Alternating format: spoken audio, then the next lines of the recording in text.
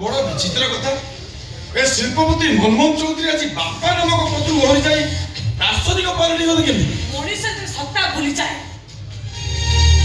ସମାଜ ପରିବାର ସଂସାର ଅର୍ଥ ବୁଝିପାରେ ନା, ଆବେଗତା ବୁଝିପାରେ ନା, ସେତେବେଳେ ତାକୁ ସବୁ କଥାଗୁଡାକ ବିଚିତ୍ର ଲାଗେ। ଆରେ ବାଃ, ତୁ ବି ତ ଭଲ ଭାଷଣ ଦଉ। ମୁଁ ଭାଷଣ ଦଉନି, ମୁଁ ମୋ ଅନୁଭବ ବାସ୍ତବତାର କଥା କହୁଛି।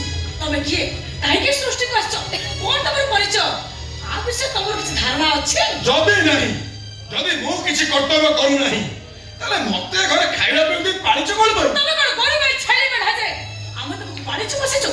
ତମେ ଘର ପୁଅ ଆଉ ଏକମାତ୍ର ପୁଅ ବୋଲି ତମର ଅନୁଚିତ ଯୁକ୍ତି ଆଉ ଉଗ୍ରବାଦୀ ଜିତ୍ ପାଖରେ ଆମେ ମୁଣ୍ଡ ରହିବାକୁ ବାଧ୍ୟ ହଉଛୁ।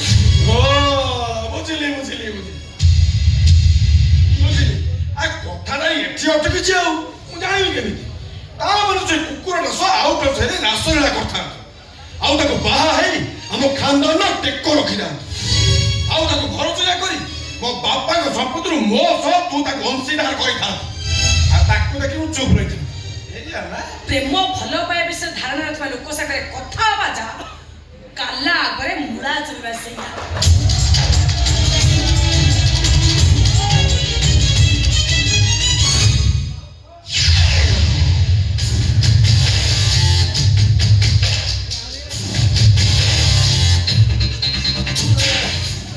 ଏମିତି କଣ କହିଦେଇଗଲା? ତାପରେ କଣ ମୁଁ ଭୁଲ, ଏ ବାପ ସେ ଦିଅନ୍ତି?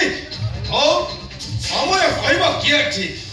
ଆଉ ଯଦି ମୁଁ ଭୁଲ ହେଇଥାଏ ତାହେଲେ କା ପାଦ ଧରି କ୍ଷମା ମାଗିବା ମୁଁ ଟିକେ ବି ଲଜ୍ଜା ଅନୁଭବ କରିବି, କାରଣ ମାନସ ଚୌଧୁରୀ ଜିତିବାକୁ ଚାହେଁ, ହାରିବାକୁ ନୁହେଁ।